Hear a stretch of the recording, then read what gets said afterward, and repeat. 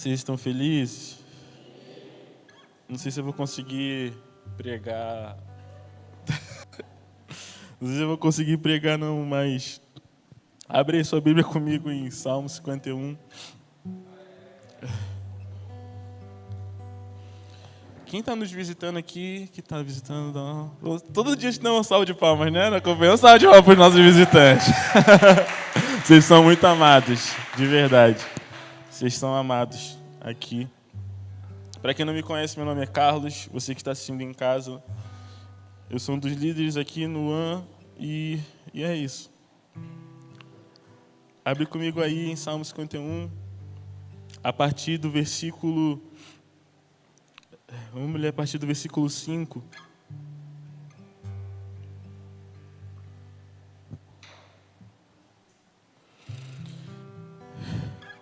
Eu nasci na iniquidade, e em pecado me concebeu minha mãe. Eis que tenho com prazeres na verdade no íntimo, e no recôndito me fazes conhecer a sabedoria. Purifica-me com ensopo, e ficarei limpo. Lava-me, e ficarei mais alvo que a neve. Faze-me ouvir júbilo e alegria, para que exultem os ossos que esmagastes. Esconde o rosto dos meus pecados e apaga todas as minhas iniquidades. Cria em mim, ó Deus, um coração puro e renova dentro de mim um espírito inabalável. Não me repulse da sua presença, nem me retires o teu Espírito Santo. Restitui-me a alegria da tua salvação e sustenta-me com um espírito voluntário. Cara, esse texto eu lembrei durante a adoração e eu senti muito que a gente precisa, lembrei, né, o quanto a gente precisa fazer essa oração todos os dias, sabe? O Senhor Deus, Ele nos fez uma obra que nós nunca vamos conseguir retribuir. Se a gente olha o início desse versículo, ele vem dizendo, eu nasci em iniquidade e pecado. Isso nos faz lembrar muito da condição que nós estávamos antes de sermos encontrados por Jesus, sabe? E hoje eu estou iniciando essa pregação com esse versículo, porque o meu desejo é que o Senhor renove em nós hoje a alegria da salvação. Porque às vezes a gente depende de uma situação para estar alegre, sabe? Sendo que o Senhor Deus, Ele nos salvou de uma vida de iniquidade e pecado. Então a nossa oração todos os dias precisa ser renova, restitui em mim a alegria da salvação. Eu sou suficientemente alegre em ser salvo. O Senhor Deus não precisa fazer nada por mim. Eu não preciso receber mais nada. Eu não preciso ser mais nada, eu fui salvo. A cruz e o poder da ressurreição é o suficiente para eu ser plenamente satisfeito em Deus. Então hoje eu quero nos lembrar que nós precisamos ser satisfeitos na salvação. Nós precisamos ser satisfeitos na obra da cruz de Jesus. Nós precisamos ser satisfeitos no poder da ressurreição. Nós saímos de uma vida de iniquidade e pecado. Nós saímos de uma vida de escravidão. Nós saímos de uma vida de prisão. Nós saímos de uma vida onde nós éramos limitados em tudo que nós poderíamos fazer. Mas o Senhor Deus, com a sua infinita graça e misericórdia, nos colocou num lugar, e não somente num lugar, mas Ele nos colocou num lugar chamado eternidade. Um lugar onde não tem início, não tem fim, um lugar onde não tem tempo, não tem condições, nós estamos nesse lugar. A vida eterna é conhecer Jesus, então a partir do momento que nós começamos a conhecê-lo, nós acessamos esse lugar chamado eternidade. Então nós não precisamos de mais nada. O texto que diz, o Senhor é meu pastor e nada me faltará, na verdade, no original é, o Senhor é meu pastor e de nada eu tenho falta. Eu não tenho falta de mais nada, porque o Senhor me deu tudo. O Senhor, Ele nos deu tudo. Então hoje, a minha oração é para que a nossa casa, a nossa família, vocês que estão aqui, vocês que estão nos assistindo, nós tenhamos um coração plenamente satisfeito em ser salvo em Jesus. Jesus nos salvou, Jesus Ele nos tirou de uma vida de escravidão e pecado para nos colocar numa vida de pureza, uma vida de santidade, uma vida que é infinitamente superior do que tudo que nós pensamos que poderemos viver. Você que está aqui, você que está em casa, eu quero que você olhe para a sua vida hoje e se pergunte se um dia você imaginou estar vivendo isso que você vive. Eu quero dizer que eu nunca me imaginei estar vivendo o que eu estou vivendo. E eu não falo da minha vida material, mas eu falo do que eu vivo com Deus. Do que eu vivo em Deus. Eu nunca imaginei que um dia eu estaria vivendo um lugar de relacionamento com Deus e eu estaria sendo completamente mudado. Eu nunca imaginei que em algum momento eu viveria num lugar onde eu teria uma paz que eu não sei de onde vem.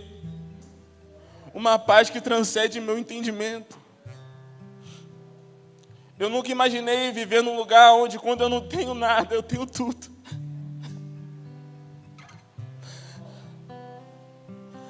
Nós precisamos sempre orar para que o Senhor crie em nós um coração puro, um espírito inabalável. E nós precisamos ser plenamente satisfeitos em Deus. Plenamente satisfeitos na salvação. Então, meu amigo, em todo momento, ore para que o Senhor renove a alegria da salvação. Deus não precisa fazer nada por nós. Ele já fez tudo.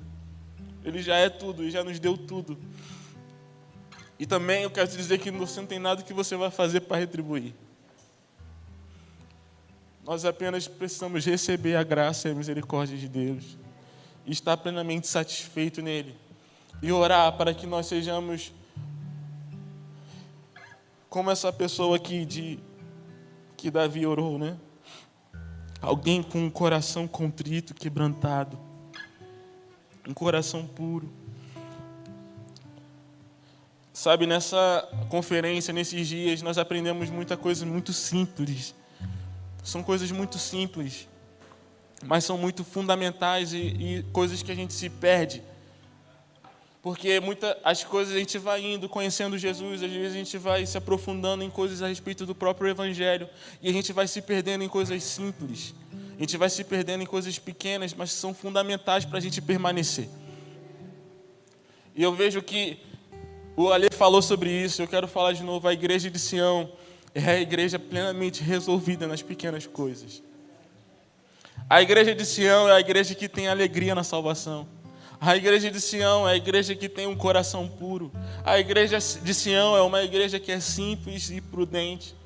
A igreja de Sião é uma igreja que vive em um lugar familiar e é uma igreja que não está preocupada em grandes coisas porque ela está plenamente satisfeita na simplicidade delas. Então nós precisamos ser essa igreja de Sião.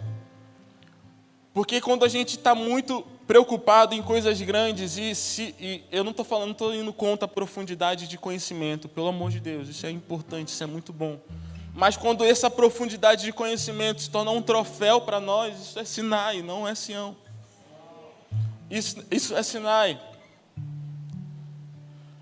2 Coríntios, no capítulo 3, diz que Moisés, quando ele descia do monte, ele cobria o rosto que estava brilhando com véu, para que os israelitas não pudessem ver que a glória dele estava indo embora.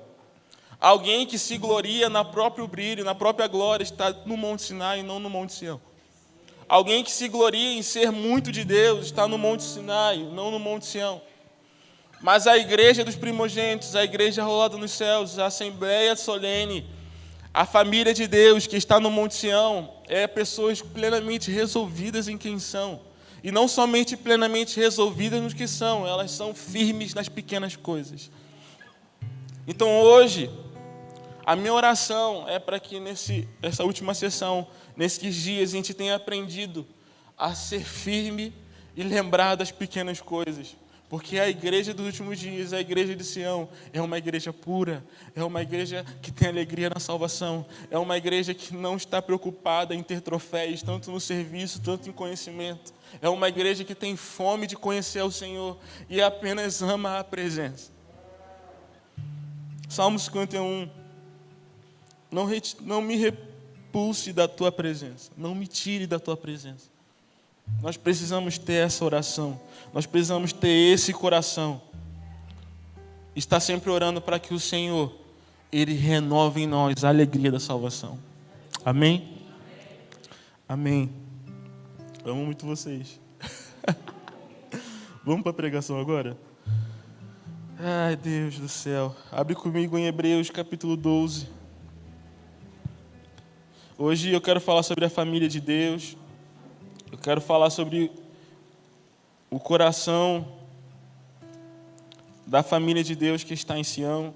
A gente vai ler um pouquinho sobre Levi e Judá. E eu quero lembrar quem a gente é também, tá? Quem nós somos. Hebreus 12. Ai, Deus do céu. Versículo 22.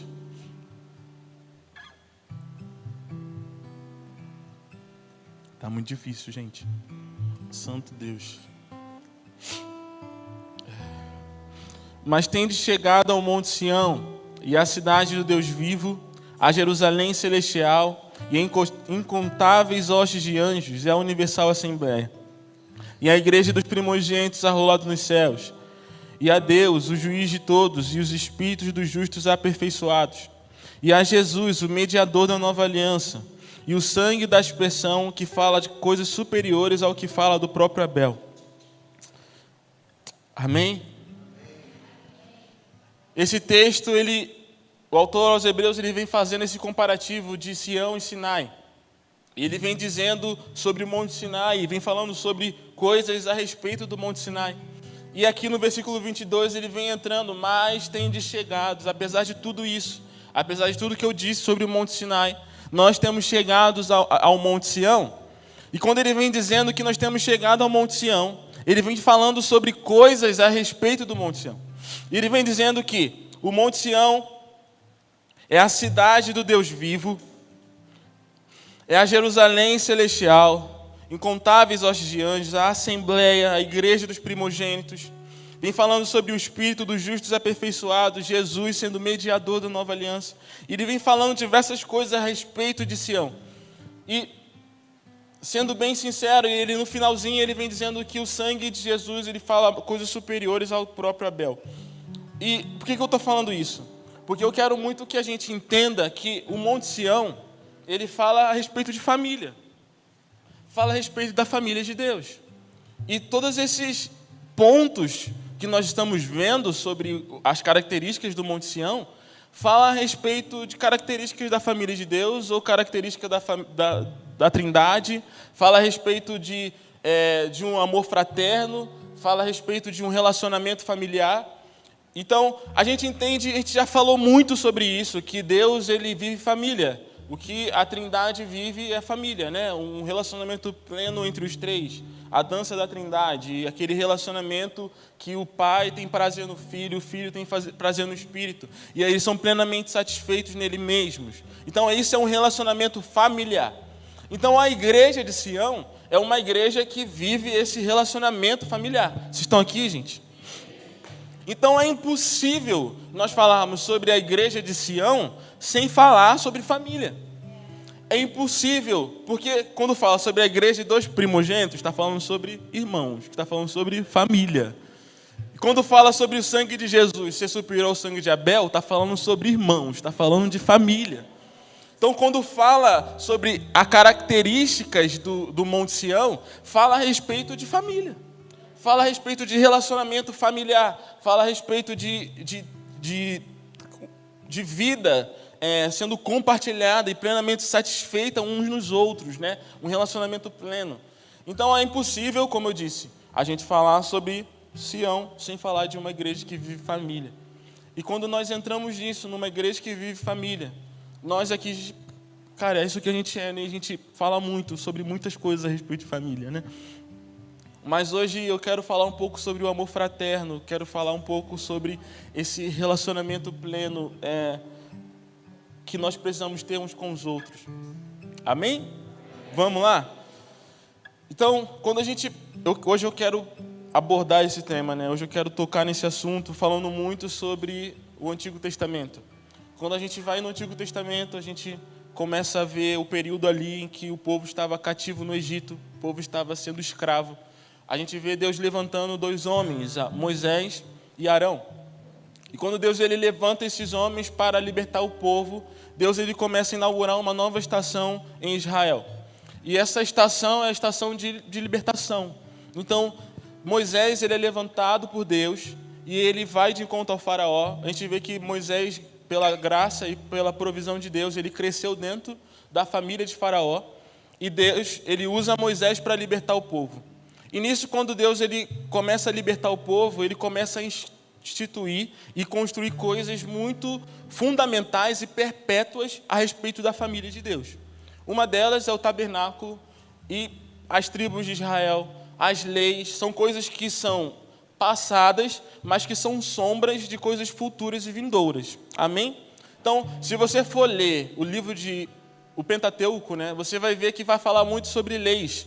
E muitas dessas leis, ele fala sobre coisas perpétuas, ou seja, coisas que são eternas. Então, quando a gente vê sobre algumas leis, a gente vê que muitas delas são sombras de bens vindouros. A gente fala muito que o Antigo Testamento é uma sombra do Novo. São coisas que se complementam muito e coisas que a gente precisa aprender muito com o Antigo Testamento para que nós possamos viver a plenitude hoje, nos dias de hoje.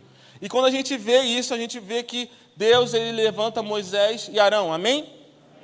E se você for ver, Moisés e Arão, eles eram de uma tribo específica. E a tribo deles era a tribo de Levi. Repete comigo, eles eram da tribo de Levi. Então, Deus ele começa a levantar eles, e a partir deles, a partir de Arão especificamente, Deus ele começa a levantar o sacerdócio. Então, Arão ele é separado por Deus para ser sacerdote, para ministrar dentro do tabernáculo, dentro do templo. Então, aqueles que eram sacerdotes eram aqueles que eram da família de Arão. Então, Deus ele começa, de forma muito simples e muito prática e muito pontual, a levantar a tribo de Levi a um lugar de ministrar ao Senhor. Então, Arão, fazia parte da tribo de Levi, e ele foi levantado para ser sacerdote. Então, os sacerdotes, eles vêm de Arão. Amém? Todo mundo tem consciência disso? Todo mundo entende disso? Amém? Então, os sacerdotes todos vieram de Arão. Vai fazer sentido, tá bom, gente? Os sacerdotes, eles vieram de Arão.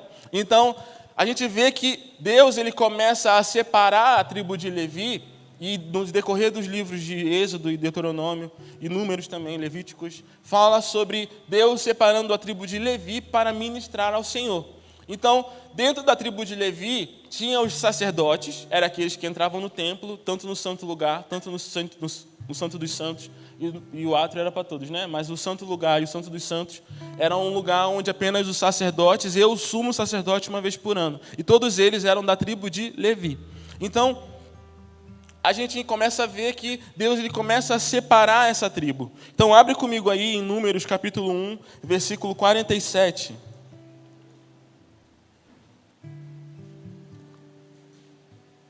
Fica comigo que parece que não tem nada com nada, mas faz sentido. Números capítulo 1, versículo 47.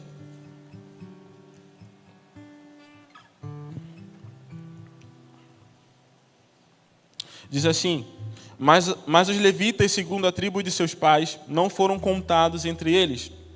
Porquanto o Senhor falara a Moisés, dizendo: somente não contarás a tribo de Levi, nem levantarás o censo deles entre os filhos de Israel. Mas incumbe tu os levitas de cuidarem do tabernáculo do testemunho e de todos os seus utensílios, de tudo o que lhe pertence. Eles levarão o tabernáculo e todos os seus utensílios, eles ministrarão no tabernáculo e acampar-se-ão ao redor dele.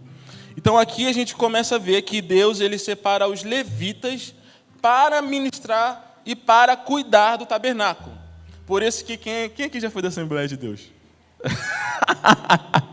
Na Assembleia de Deus, a gente costuma, né? A gente, ó.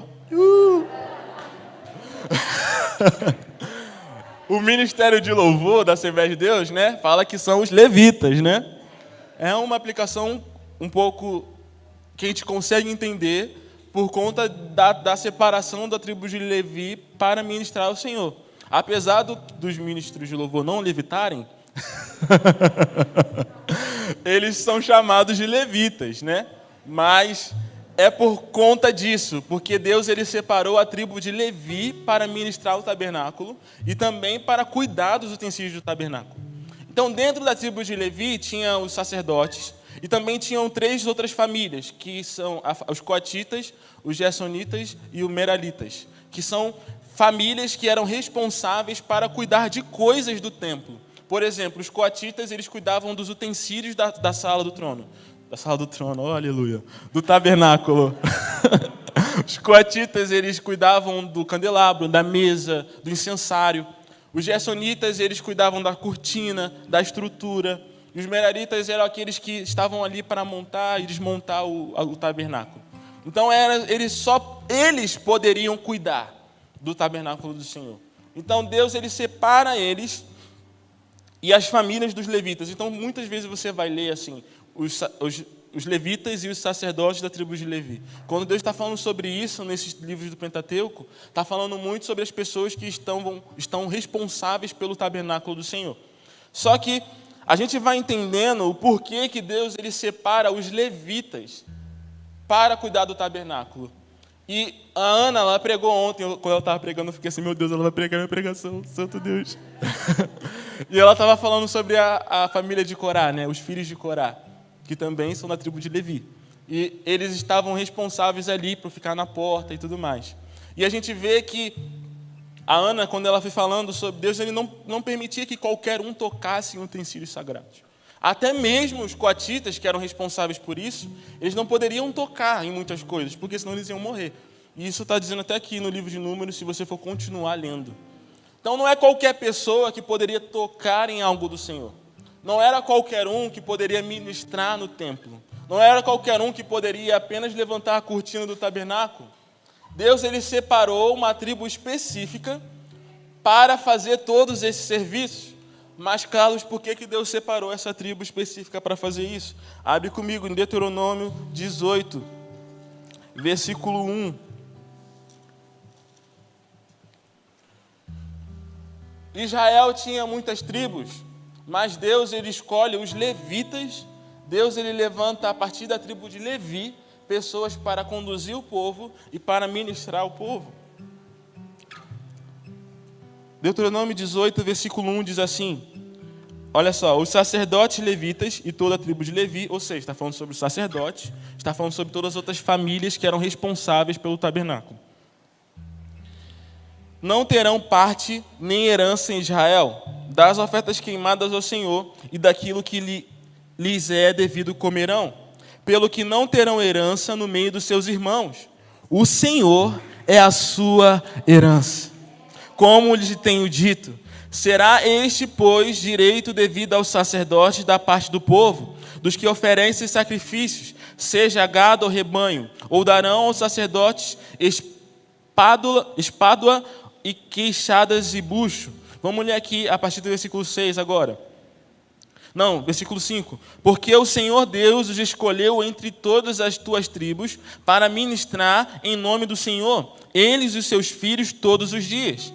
Quando vier um levita de alguma das suas cidades de todo Israel, aonde ele habitar, e vier com o todo o desejo da sua alma ao lugar do Senhor, escolheu, e ministrar em nome do Senhor, o seu Deus, como também todos os seus irmãos, os levitas que assistem ali perante o Senhor. Então a gente vê que dentre todas as tribos, cada um tinha uma herança, mas os levitas, a herança deles era o Senhor. Os levitas não tinham herança dentre o povo. Os levitas eles não tinham recompensas dentre os irmãos. Os levitas eles não eram alguém que iria esperar algo em troca pelo que eles estavam fazendo. Porque a recompensa e a herança dos levitas é o Senhor. Os levitas eles não estão preocupados em receber um reconhecimento por estar ali. Os levitas, eles não estão preocupados em receber um salário no fim do mês por servir no templo. Os levitas não estão preocupados em ser levantados em reconhecimento humano, porque a herança dos levitas é o Senhor. A herança dos levitas é o Senhor. A única coisa que eles poderiam esperar era o Senhor. E olha só, a única coisa é o Senhor. Os levitas, eles eram aqueles levantados para cuidar do tabernáculo. E aqui a gente leu em Números que diz que eles acampar-se-ão ao lado da tenda. A recompensa daqueles que ministram é estar perto do tabernáculo. A recompensa daqueles que têm a sua vida totalmente disposta e entregue para servir ao templo do Senhor é estar próximo da Arca da Aliança. É estar em volta da presença. Então aqui a gente vê que a tribo de Levi era uma tribo completamente desprendida. Eles não tinham nada, mas tinham tudo. Então a gente vê que os sacerdotes, eles são levantados a partir de um lugar onde a recompensa e a herança é o Senhor. Então a gente vê que todos aqueles que são responsáveis pelo templo, por cuidar do tabernáculo, por cuidar do lugar santo, eles estão de fato destinados a ter uma vida completamente para o Senhor e pelo Senhor. Então aqui a gente começa a ver que Deus ele levanta padrão, né? Deus ele levanta um padrão de serviço na igreja e no tabernáculo. Deus ele está à procura de pessoas dispostas a abrir mão de heranças físicas. Deus está à procura de pessoas dispostas a abrir mão de reconhecimento humano. Deus está à procura de pessoas que tenham no seu coração um único desejo: a minha herança é o Senhor. Eu sou plenamente satisfeito na presença. Eu sou plenamente satisfeito em estar aqui. Eu sou plenamente satisfeito em Jesus ter me encontrado. Os levitas, eles são pessoas que têm apenas a fome pelo Senhor. E quando essa fome ela é saciada pela presença, eles estão plenamente satisfeitos naquilo. Um dia, eu ouvi Gregório McNutt. E quando eu vi aquele homem pregando, ou quando eu ouvi canções daquele homem, eu entendi que ele não queria ser reconhecido por muita coisa. Ele só queria ser reconhecido como alguém que amava ao Senhor. Se você for ouvir canções do Gregório, não eram canções com muita técnica, mas tinha muita paixão. Não eram canções com muita coisa incrível, com um jogo de luzes, fumaça, mas eram regadas de paixão pelo Senhor. E quando eu vejo homens de Deus nesse lugar, eu começo a perceber que o propósito da nossa vida é amar ao Senhor. O primeiro mandamento no primeiro lugar. Só que, infelizmente, nós acabamos entrando num automático de querer receber coisas em troca pelo que nós fazemos pelo Senhor. E quando a gente entende nesse lugar, a gente vê que esse não é um lugar digno de alguém que ministra a Deus. E quando eu falo sobre ministrar a Deus, eu não estou falando sobre estar aqui na frente. Eu quero te dizer que a partir do momento que você aceita o Senhor como seu Salvador, você se torna um sacerdote. E por você se tornar um sacerdote, você se torna um ministro. Então você ministra ao Senhor. Então se você ministra ao Senhor, você se enquadra na condição de ser alguém que não está à procura de uma herança física, mas de uma herança espiritual superior, que é o próprio Senhor. Deus é a nossa herança. Então nós precisamos, a igreja de Sião precisa ser uma igreja plenamente resolvida em querer o Senhor, em ter o Senhor e receber ao Senhor. Amém? Então, cara, a minha oração eu sempre oro assim no decorrer da minha vida, quando eu começo a olhar assim, eu oro ao Senhor e digo: Deus, eu não quero ser reconhecido por nada, por muitas obras boas ou por coisas incríveis que eu talvez já tenha feito ou que eu talvez um dia vou fazer. Eu não quero ser reconhecido por isso, mas eu quero ser reconhecido como alguém que ama a Deus, alguém que é apaixonado pelo Senhor, sabe? E quando nós somos plenamente apaixonados por Deus, nós acessamos um lugar de não querer reconhecimento, de não querer heranças físicas, de não querer outra coisa a não ser o próprio Deus. Deus é a nossa herança.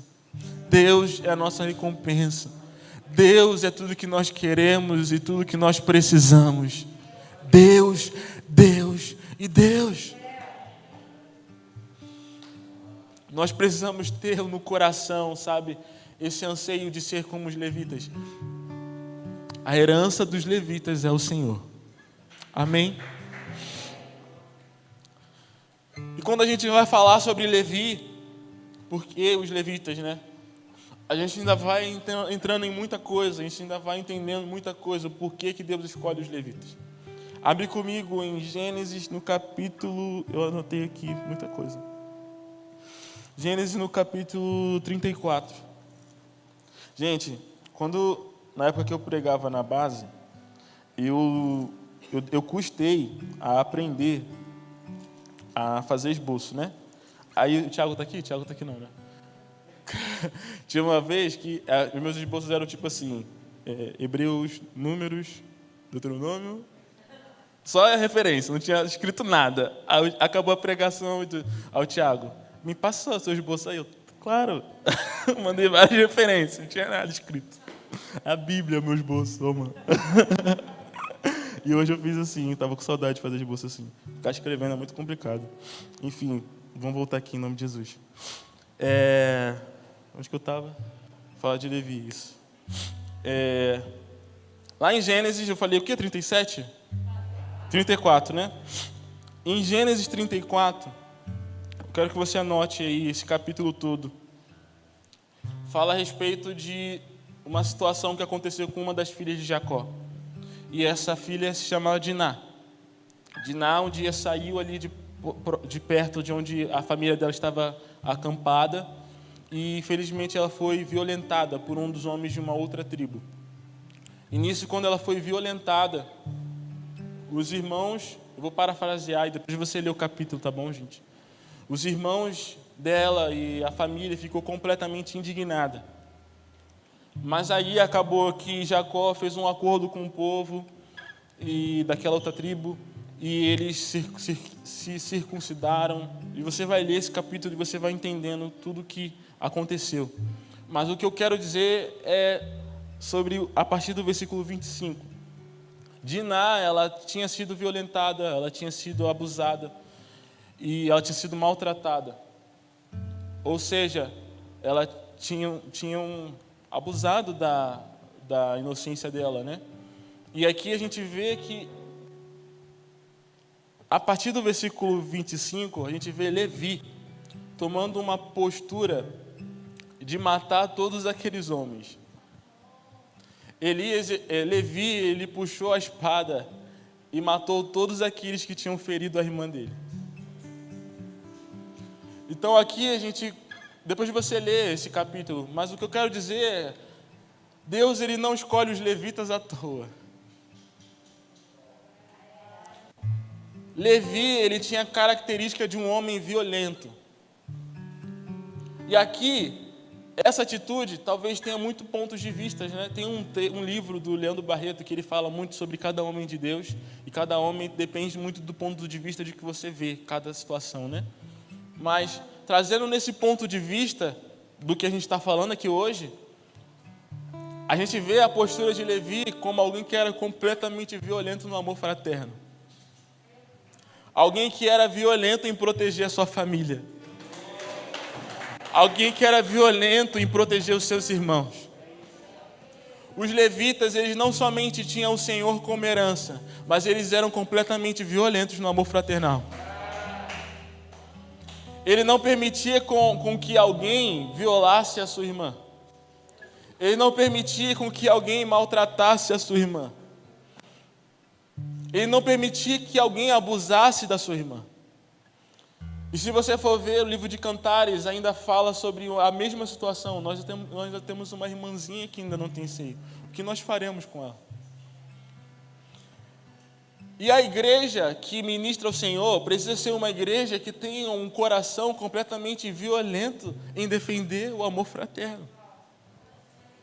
Os levitas, eles são violentos. Os levitas, eles são firmes. Os levitas, eles não apenas vivem em um lugar de passividade, mas eles protegem a família. Então, no início do ano a gente falava muito, a gente é a tribo de Levi. E eu quero lembrar essa frase hoje. A gente não deixa com que os nossos irmãos sejam violentados. A gente não deixa com que os nossos irmãos sejam abusados. Nós protegemos o nosso irmão e a nossa irmãzinha. A tribo de Levi, ela é violenta não somente em proteger o amor fraterno, mas também em proteger a santidade, em proteger a pureza, em proteger um coração contrito e quebrantado ao Senhor. Então hoje eu quero te lembrar que nós somos a tribo de Levi. Nós temos fome em proteger o amor fraterno. Nós precisamos ter no coração o amor pelos nossos irmãos. A violência pelos nossos irmãos. Talvez Levi foi desequilibrado. Talvez. Mas, meus irmãos, olha a intenção do coração. Nós estamos falando do Antigo Testamento, né? Davi, a gente falou sobre isso. Mas como eu disse, tudo isso é sombra. Para que nós possamos viver coisas plenamente nos nossos dias. E muitas vezes a gente vai precisar se posicionar como Levi. Sabe, eu sinto falta de pessoas que dentro da igreja que é completamente apaixonado pelos seus irmãos, sabe? Que protege os irmãos.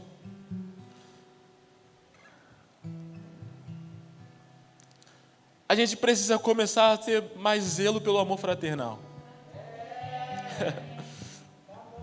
A gente precisa começar a ser mais violento no amor fraterno. A gente entende que a nossa herança é o Senhor. E é isso. Deus é a nossa herança, tem que ser desapegado. Mas a gente precisa amar os nossos irmãos com violência. A gente precisa zelar pela nossa família com violência. Vocês estão entendendo, gente, o que eu estou dizendo? Os levitas são violentos no amor fraternal. Então, Deus ele não escolhe a tribo de Levi à toa. Deus ele não separa pessoas para ministrar dentro do tabernáculo à toa. Deus ele está atrás de pessoas com zelo pelo amor fraternal e zelo por amor a Deus. E se você for perceber o que eu estou falando aqui hoje é o primeiro e o segundo mandamento. Amar teu Deus acima de todas as coisas e amar aos nossos irmãos como Ele nos amou. Então a gente precisa ter esse coração, sabe? E ter esse entendimento de ser violento e estar disposto a entrar nesse lugar se nós estamos dispostos a servir ao Senhor, a ministrar ao Senhor. A igreja de Sião é uma igreja completamente familiar. Eu disse isso no início. Então nós precisamos ter esse coração, ao contrário de um outro irmão dele também. Eu entendo que eu vou falar dessas duas tribos, né? Eu vou falar de Levi e Judá. Eu falei sobre de Levi. Agora eu falo um pouco sobre Judá. Se a gente olha para Judá, a gente vê que os levitas, os sacerdotes, eles vêm da tribo de Levi. E todos os reis vieram da tribo de Judá.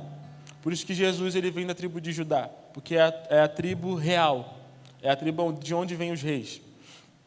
Então, Deus ele nos chama para ser reis e sacerdotes. Nós precisamos aprender com posturas e com revelação e com intenção de Deus, tanto com a tribo de Levi e quanto com a tribo de Judá. Obviamente, entendendo que se nós somos apenas uma, nós erramos, e se nós somos apenas uma, nós erramos. Então, nós precisamos entender a intenção de Deus em levantar essas duas tribos desse mesmo lugar. Só que tem uma coisa que acontece que que Judá se comporta que não se parece muito com alguém que tem um amor fraterno. E é por isso que a gente fala que se nós somos apenas reis, nós falhamos muito.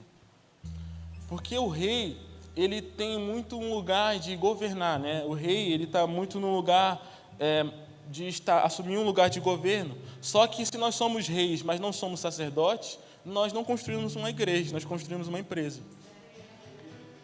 Então, nós pregamos realeza, nós queremos ser reis, mas nós não podemos esquecer que nós precisamos ser sacerdotes. E, meu amigo, entre ser rei e sacerdote, eu prefiro ser sacerdote. Mas eu quero ser rei, porque Deus ele me chamou para ser rei e sacerdote. Só que você ser apenas rei, mas não ser sacerdote, é muito pior do que você ser sacerdote e não ser rei. Mas nós, como a igreja dos últimos dias, precisamos acessar esse lugar de ser plenamente reis e plenamente sacerdotes. Só que se a gente se posiciona apenas como um desse lugar, nós erramos muito, e muito. Então, como eu disse, nós precisamos aprender com o amor fraterno de Levi. Só que se você for ler o comportamento de Judá, não é um comportamento muito de alguém que tem um zelo pelo amor fraterno. Se você for ler lá em Gênesis capítulo 37,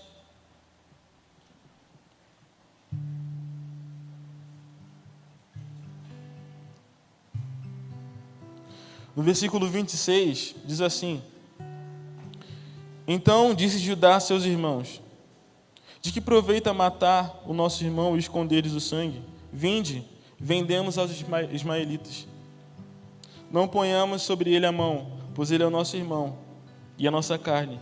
E seus irmãos concordaram. Então a gente vê que um protege, o outro vende. Isso fala muito sobre a forma que a gente se comporta no nosso coração, sabe? Porque quando a gente fala sobre família e sobre amor fraternal, muitas das vezes nós acabamos entrando numa postura de vender os nossos irmãos no coração.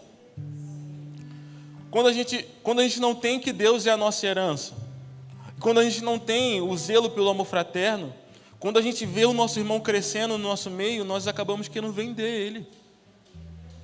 Vamos matar ele porque ele está crescendo muito. Então gera competição dentro de igreja. Sabe, nós precisamos ser uma igreja que celebra o crescimento dos irmãos. Eu vejo, às vezes, em pequenas coisas e pequenas atitudes, um sentimento de vender as pessoas porque elas estão crescendo em Deus.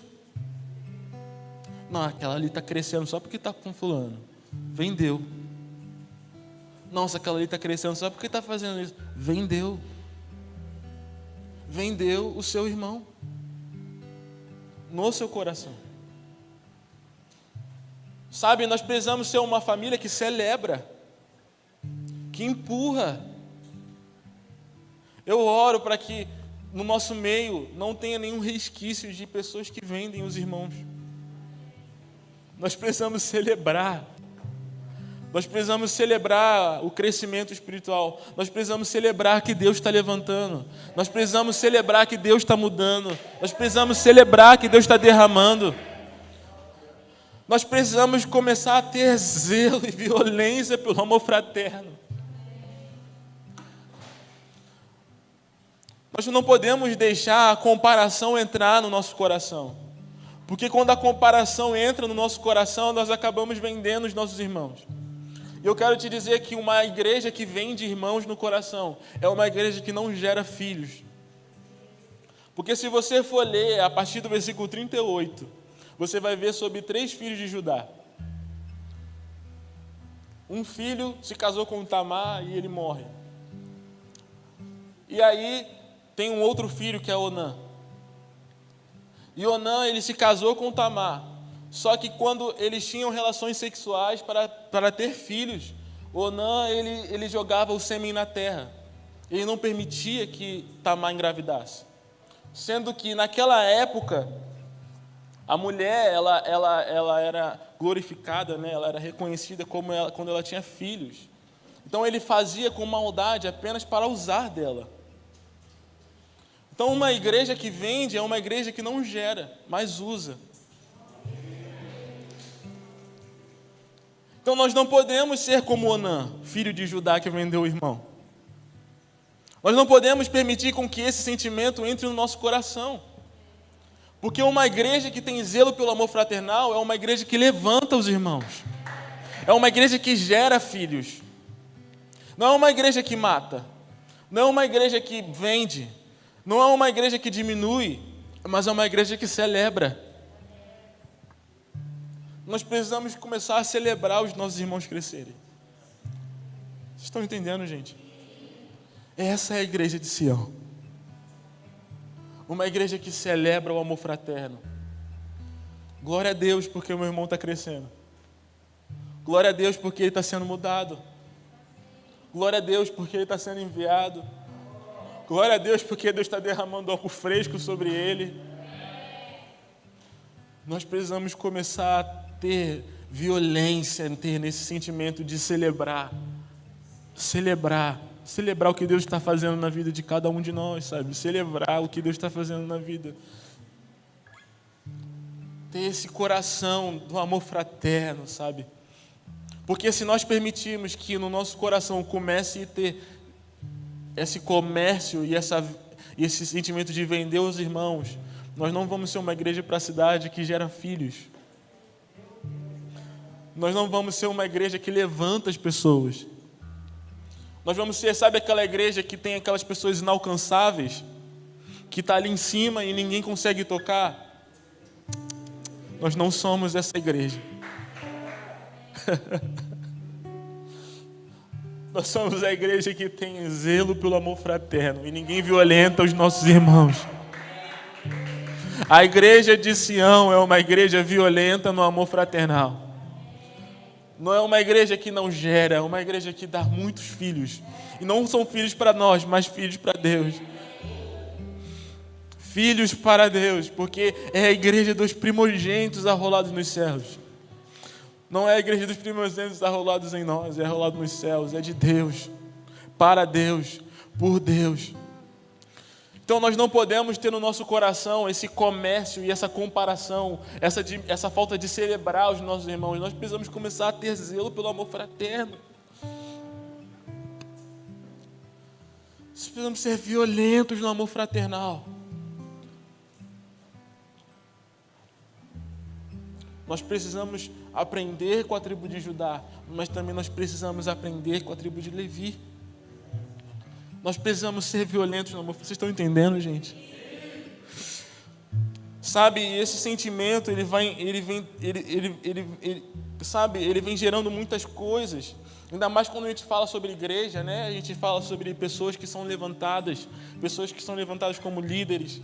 E tem um texto aqui que eu queria muito que a gente lesse. Eu falei sobre ele numa reunião de líderes aqui na igreja. E é em Números, capítulo 11.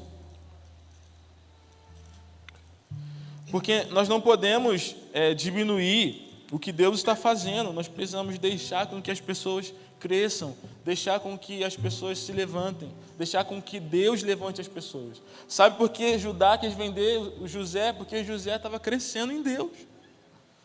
José estava tendo sonhos. José estava vendo coisas em Deus. José estava recebendo uma porção de Deus para algo futuro. José não era o mais velho, mas ele era o menor, mas está tudo bem. Então a gente precisa começar a ter no coração de estar tudo bem, Deus levantar pessoas improváveis. Davi era o menor da casa. Esse precisa ser o coração da igreja de Sião. Precisa ser um coração de que está tudo bem, Deus levantar os improváveis. Está tudo bem de não ser do jeito que a gente acha que tem que ser. Está tudo bem de não ser da forma que a gente pensa que tem que ser. Deus é superior em todas as coisas. Então a gente precisa começar a ter esse coração como igreja local, como igreja para a cidade. Um coração de uma igreja que tem o anseio e o zelo pelo amor fraterno. E esse texto aqui de Números 11 fala muito sobre isso. Ai, Deus do céu, está forte. Números 11, versículo 17 diz assim: Deixa eu te situar. O que está acontecendo aqui? Estava começando a ter murmuração no meio do povo e Moisés não estava conseguindo liderar o povo com a sua plenitude, né? Não estava conseguindo dar conta. Então Deus ele pede para Moisés levantar anciões para liderar com ele. Então Deus está dizendo aqui 70 anciões para que Moisés leve esses anciões para a tenda e ali desceria o Espírito. Versículo 17 diz assim, Números 11, 17. Então descerei e ali falarei contigo, tirarei o Espírito que está sobre ti e porei sobre eles, e contigo levarão a carga do povo, para que não as leve tu somente. Então a gente vê que Deus está separando homens para liderar o povo. Então Deus ele levanta 70 homens para liderar. E aqui ele diz a primeira coisa que eu até falei, isso tem me ensinado muito, que a liderança ela não vem por um lugar de prática e de observar as pessoas fazendo algo, mas ela vem de um lugar, eu tirarei o Espírito que está sobre ti e colocarei sobre eles. Então, o líder não é alguém que vê coisas e repete, é alguém que é guiado pelo Espírito de Deus. Então, para que Deus levantasse homens, era necessário que ele se colocasse num lugar de receber o Espírito que está sobre Moisés. Então, o líder, ele não lidera por comportamento, mas ele lidera pelo Espírito de Deus. Porquanto ele flui a partir do Espírito. Então, a liderança ela vem por esse lugar de Espírito, né, do Espírito Santo. Então, a gente vê que isso aconteceu, e aqui no versículo 25 vem dizendo assim: então o Senhor desceu nas nuvens e lhe falou, tirando do Espírito que estava sobre ele, e pôs sobre aqueles 70 anciões. Quando o Espírito repousou sobre eles, profetizaram, mas depois nunca mais. Então a gente vê que aqui esses anciões receberam o Espírito Santo, e quando eles receberam o Espírito, eles profetizaram, mas somente naquele dia, depois nunca mais profetizaram. Vamos continuar lendo. Porém, no arraial ficaram 2 homens. Um se chamava Eldade e o outro Medade. Repousou sobre eles o Espírito, porquanto estavam entre os inscritos, mas ainda não saíram à tenda e profetizavam no arraial. Então correu um moço e anunciou a Moisés e disse: Eldade e Medade profetizam no arraial. Josué, filho de Nun, servidor de Moisés, um dos seus escolhidos, respondeu: Moisés, meu senhor, proíbe. Porém Moisés lhe disse: tu tens ciúmes por mim? Tomara todo o povo do Senhor fosse profeta. Se está profetizando no arraial, meu amigo, deixa profetizar. Tomara que todos fossem profeta. Se tem filho crescendo no arraial, deixa crescer. Tomara que todos cresçam. Alguém que tem zelo e violência no amor fraternal não proíbe as pessoas de crescer, deixa profetizar, cara. A igreja de Sião, ela não abafa, ela levanta. Ela levanta. A igreja de Sião levanta. A igreja de Sião, ela não mata, ela gera. Então nós, como igreja que está em Sião, precisamos ter no coração, precisamos estar muito bem resolvidos no amor fraternal. E nós precisamos não entrar nesse lugar de, olha lá, está fazendo isso, proíbe. Não. Queria eu que todo o povo fosse profeta. Queria eu que Deus levantasse os improváveis. Todos os improváveis. Estão entendendo, gente? Então nós, como igreja de Sião, nós como uma igreja que tem um coração zeloso pelo amor fraternal, nós não nos preocupamos, nós não entramos num lugar de vender os nossos irmãos que estão crescendo. Nós não entramos num lugar de ferir as pessoas que estão recebendo Deus. O amor fraternal celebra. O amor fraternal celebra. Então a igreja de Sião não é uma igreja que tem sentimento de comparação. A igreja de Sião não tem sentimento de diminuir. A igreja de Sião não tem sentimento de que, nossa, ele é melhor do que eu. Não. A igreja de Sião é muito bem resolvida. É uma igreja que o sangue de Jesus fala mais alto do que de Abel. Porque quando a gente olha sobre Caim e Abel, a gente vê um lugar de comparação. Mas em Sião, o sangue do Senhor Jesus é superior. É superior. É superior. Não tem comparação, não importa se a oferta dele foi melhor do que a minha. Eu sou alegre e satisfeito na minha salvação. Eu sou alegre e satisfeito em fazer parte da igreja dos primogênitos arrolados nos céus. Meus amigos, eu quero dizer uma coisa para você, igreja UAM. Deus, Ele ainda vai levantar a gente muito. Deus vai fazer, independente de nós. Então nós precisamos ter no coração a violência do amor fraternal, para que a gente não mate os filhos que Deus está nos dando. Para que a gente não venda os nossos irmãos, mas a gente celebre.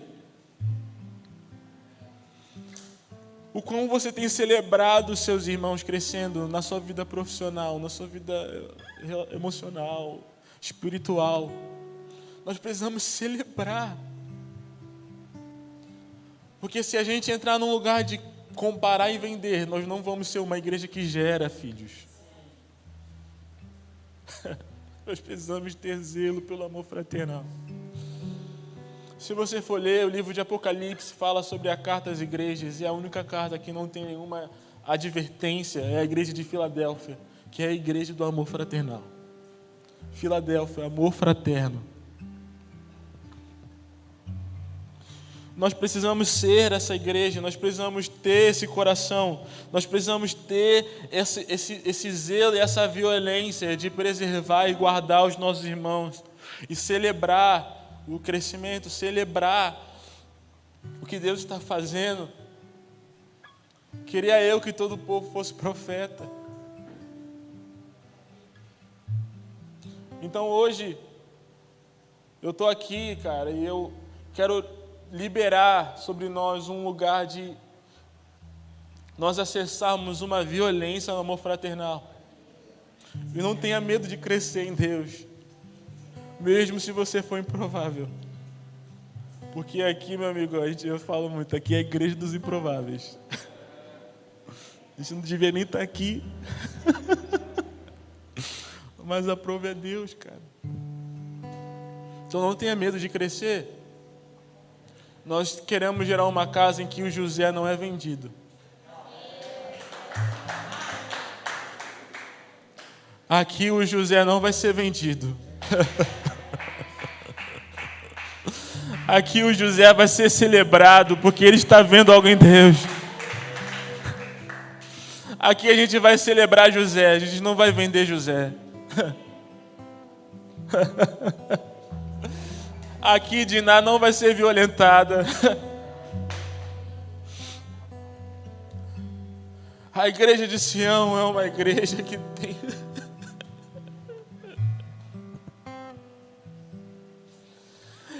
que é plenamente violenta no amor fraternal. E a minha oração é para que Deus ele possa renovar em nós hoje o amor fraterno. E não somente o amor fraterno, mas a violência em preservá-lo. Nós precisamos ser uma igreja completamente violenta no amor fraternal. A igreja dos últimos dias é uma igreja que tem o primeiro mandamento no primeiro lugar. Obrigado, amigo. E o segundo mandamento no segundo lugar. Amar a Deus acima de todas as coisas e amar os nossos irmãos como Ele nos amou. Nós somos como a tribo de Levi. A nossa herança é Deus. A nossa herança é Deus. E nós somos violentos em preservar o amor fraterno. Esse precisa ser o nosso coração hoje. Então, eu quero orar para que o Senhor renove hoje o nosso amor fraternal. E que a gente manda embora da nossa casa todo o sentimento de comparação. Nós não vamos vender os nossos irmãos no coração. Nós não vamos vender os nossos irmãos no coração. Chega de comparar, chega de se diminuir. Chega de colocar as pessoas em lugares em que elas não estão. Vamos acessar esse lugar de celebração. Vamos celebrar o que Deus está fazendo. Vamos celebrar esse tempo. Chega de murmurar, chega de se comparar. Vamos ser a igreja de Sião, que o sangue de Jesus fala coisas superiores ao do próprio Abel. Esse é o nosso lugar. Nós estamos subindo nesse lugar, é nesse monte, é nesse lugar. A igreja de Sião. Amém? Vamos ficar de pé.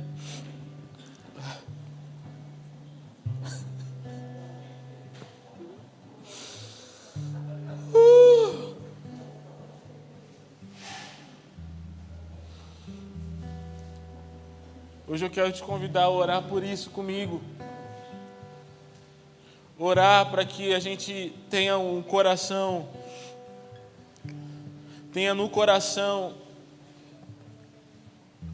um anseio e a fome de crescer em amor fraterno. Nós precisamos amar mais os nossos irmãos. Nós precisamos ter um coração bem resolvido em Deus, bem resolvido na alegria da salvação, bem resolvido em que Deus é a nossa herança. Coloca a mão no seu coração aí, onde você está.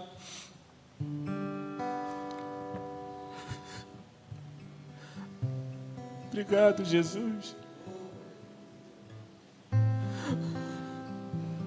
Obrigado pela nossa casa, Jesus. Obrigado porque você faz o solitário viver família. Obrigado, Jesus, porque você nos deu uma casa, Jesus, uma família. Você nos restituiu de uma forma que a gente não consegue nem mensurar, Jesus. Nós somos gratos pelo seu amor. Nós somos gratos pelo seu amor que nos invadiu, Jesus, que nos transformou, que nos mudou, que mudou as nossas vidas por completo, Jesus. Nós oramos hoje, Jesus, renova em nós o amor fraternal, Jesus. Renova em nós o amor fraterno. E a violência do amor fraterno, Jesus. Nós queremos preservar o amor fraternal, Jesus. Nós mandamos embora da nossa casa todo sentimento de comparação, Jesus. Nós queremos celebrar os nossos irmãos, Jesus. Nós queremos celebrar o que você está fazendo.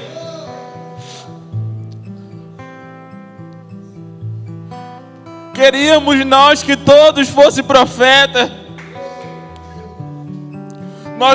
Nós te prometemos, Jesus, que José não será vendido nessa casa, Jesus.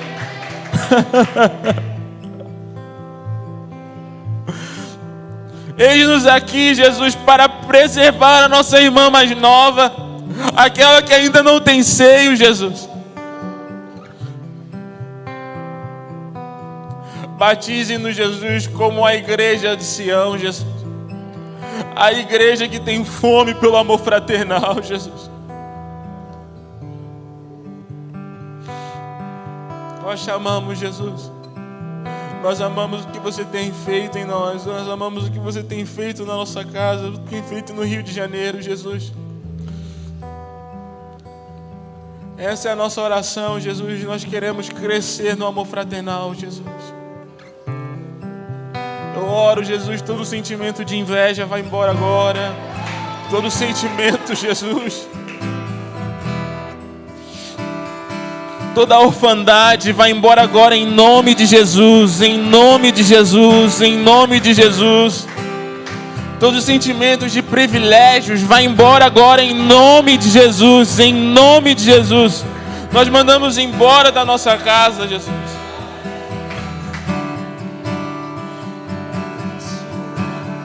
Jesus, eu repito a oração do Alê, Jesus, que não haja em nós segundas intenções, Jesus. Nós oramos por coração puro, amor puro, Jesus. relacionamentos puros, Jesus, sem comparação, sem invejas, sem diminuição, sem privilégio, Jesus. Essa é a nossa oração. Nos ensine a entrar nesse lugar, Jesus. Nós queremos viver isso em sua plenitude, Jesus. Nós oramos por isso, Jesus. Nós queremos ser uma igreja que gera filhos, Jesus. Não uma igreja que vende os irmãos, Jesus. Faça-nos, Jesus. Crie em nós um coração puro, um espírito inabalável, Jesus. Crie em nós, Jesus. Essa é a nossa oração, Jesus. Nós chamamos, Jesus. Nós chamamos.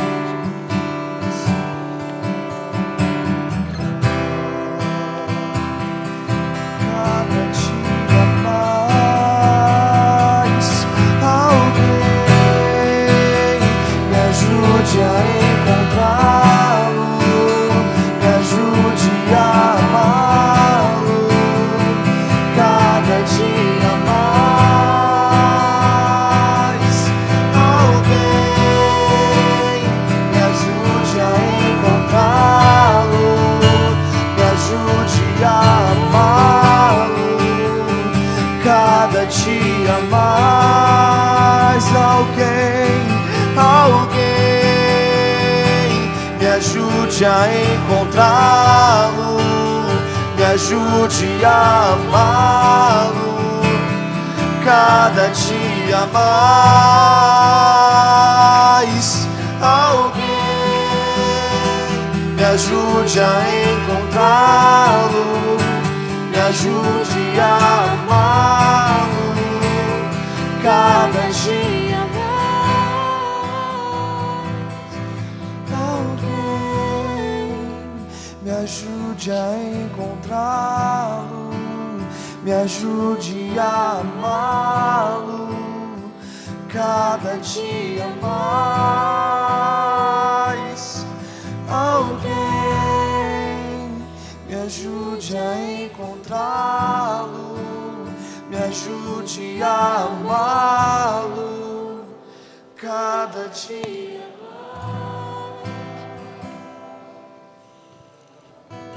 Meus amigos,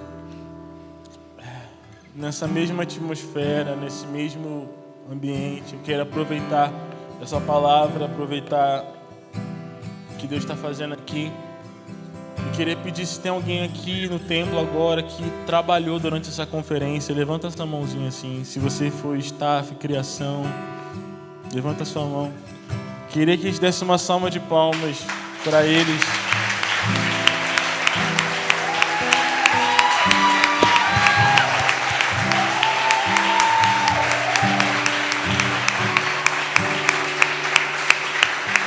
Em nome da nossa casa, queria agradecer a todos vocês que serviram aqui, por acreditar no que Jesus está fazendo, sabe? Tá difícil. Acreditar no que Jesus está fazendo, por se dispor do tempo de vocês, do gás de vocês, da vida de vocês, não para nós, mas para o Senhor. Então, eu só queria agradecer vocês por dispor a vida de vocês para o que Deus está fazendo, para o Evangelho, né? E eu tenho certeza que vocês receberão uma recompensa muito superior. Essa recompensa é o próprio Deus, de uma maneira superior. Então, eu queria agradecer vocês, todos vocês. E a gente comprou um negocinho para vocês também, que trabalharam. Depois vocês vão lá. Pior que não foi nada programado, foi tipo assim, Deus foi fazendo assim, ó. Vai lá na recepção do Kids, aqui tá, depois do culto, você que trabalhou, serviu na conferência, deu seu nome pro Lucas. Vai lá, pega lá sua lembrancinha que a gente fez com muito amor para vocês, para agradecer vocês por tudo que vocês têm feito. E eu também queria agradecer a igreja UAN do Rio, né? Vocês que serviram tanto nessa mudança para cá, a gente está aprendendo ainda a se comportar aqui, mas está sendo muito bom. E eu queria agradecer a todos vocês. Amém? Eu vou parar, senão eu vou chorar mais. Amém. Sintam-se amados e agradecidos. É isso, gente. Deus está fazendo algo e eu estou muito feliz e empolgado. Amém? Vamos orar para a gente encerrar, antes que eu chore mais. Jesus, obrigado. Obrigado por esse culto, obrigado por o que você está fazendo na nossa casa, Jesus. Nós amamos a sua presença, Jesus. Nós agradecemos porque você tem nos levado a um lugar que nós nem imaginaríamos que estamos chegando, Jesus. Obrigado por isso. Obrigado, Jesus, porque a sua graça e a sua misericórdia nos persegue, Jesus. Nós agradecemos por isso, Jesus. Nós agradecemos, Jesus. Obrigado pela nossa família. Obrigado pelos nossos irmãos. Assim como nós falamos hoje, Jesus, nos batize com amor fraternal, Jesus. Nos batize com amor fraternal cada vez mais, Jesus. Eu oro, Jesus, para que cada irmão que está aqui possa chegar na sua casa em paz, em segurança, Jesus. Nós oramos para que as suas asas nos protejam, Jesus. Nos conduza a nossas casas, Jesus. Eu oro, Jesus, para que essa semana seja regada de paixão pelo seu nome, Jesus. Que seja uma semana de encontros com você, Jesus. Eu oro, Jesus, por encontros angelicais no momento de oração. Eu oro, Jesus, por peso da glória de Deus na casa, nos quartos, Jesus. Isso nós pedimos, Jesus. E nós já cremos nisso, Jesus. E nós te agradecemos por isso, Jesus. Muito obrigado, Jesus. Nós te amamos. Amém.